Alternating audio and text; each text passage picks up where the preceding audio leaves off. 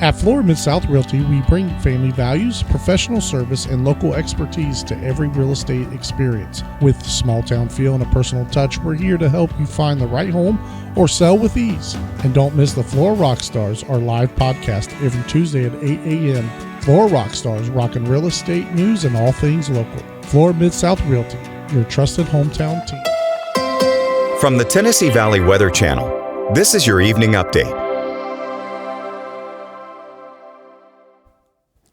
Quiet weather once again across the Tennessee Valley on this Tuesday, but that does have a limited shelf life as showers and thunderstorms will return to the area later into the week. But only a few clouds around here today, but high pressure is shifting off to the east. It gives a southerly wind, so moisture gradually increasing.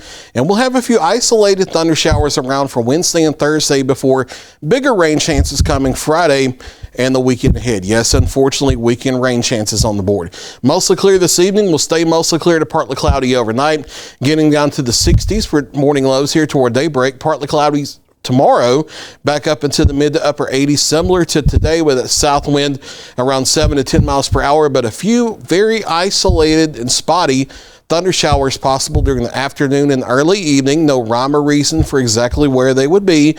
So here this afternoon on Tuesday, I cannot tell you where it specifically, what town you might see a thunder shower on Wednesday afternoon, but just know they'll be out there.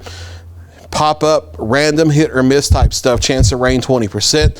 Things die off during the overnight with a loss of daytime heating.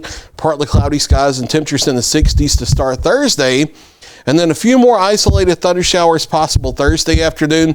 But I'm thinking the better rain chances might be off to our west Thursday, but we'll still hold an isolated thunder shower in the forecast. Daytime highs here once again into the mid to upper 80s. And then the rain chances go up. We'll have low pressure here in the upper levels over the Great Lakes and Ohio Valley.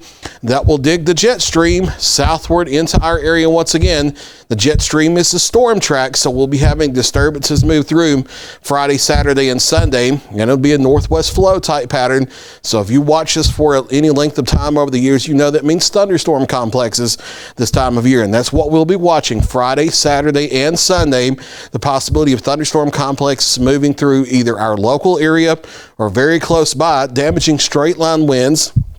Locally heavy rainfall and frequent lightning would be the main threat types, but you never completely rule out a small tornado threat with any severe thunderstorm. It's just this is not the type of situation where you expect tornadoes to be a problem. So just keep that in mind. Damaging straight line wind, the primary situation. This is that early summertime type thunderstorm complex activity we see here almost every single year. It's nothing new by any remote stretch. Now, it's too far out to determine the exact timing or the exact specific areas affected on any particular day here, Friday through the weekend. What I can tell you now is that the general pattern over our region is favorable for that activity, but here on Tuesday afternoon and evening, I can't tell you the exact timing of a thunderstorm complex on Friday and specifically which towns it's going to affect. So keep that in mind. A lot of that is because it's not driven by cold fronts and things like that as much as it is the inner mechanics of the thunderstorm complex itself. And you really can't model that days and days ahead of time. And then what happens Friday affects what happens Saturday. And then what happens Saturday has an effect on what happens Sunday. So it kind of compounds on itself. So the overall idea is there that thunderstorms are likely in complexes here. Rain will be likely. It will be widespread, not just spotty hit or miss stuff, but the exact specific timing that's up in the air. We will be detailing that as we get closer, but on some days it may be afternoon and evening. Others, it may be the morning hours instead, and others, it may be the overnight or some combination thereof. We'll be fine-tuning those details over the next couple days. Mid to upper 80s here through the next 7 days, except for the weekend. We may have to bump temperatures down for daytime highs a couple degrees once we get the details of how those thunderstorm complexes will play out. If you're headed to the beach to get away from this activity, you can keep running. You're just not going to run away from it because the thunderstorm complexes will get down there as well. Scattered showers and thunderstorms, Gulf shores to the Florida Panhandle Saturday, becoming more widespread on Sunday. And they may have some severe warnings for damaging straight line winds as well. Daytime highs in the mid to upper 80s. Notice the Gulf water temperature getting up into the lower 80s as we head now into early June. Mostly clear to partly cloudy overnight, getting down into the 60s for morning lows toward daybreak.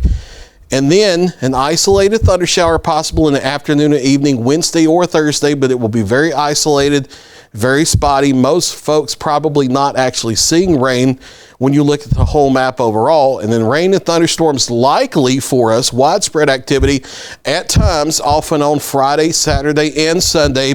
There may be some thunderstorm complexes with locally heavy rainfall, damaging straight line winds and frequent lightning, scattered activity lasting into early next week. That's Look your latest 7-day forecast. I'll be back at 9 o'clock for a final check of your local weather.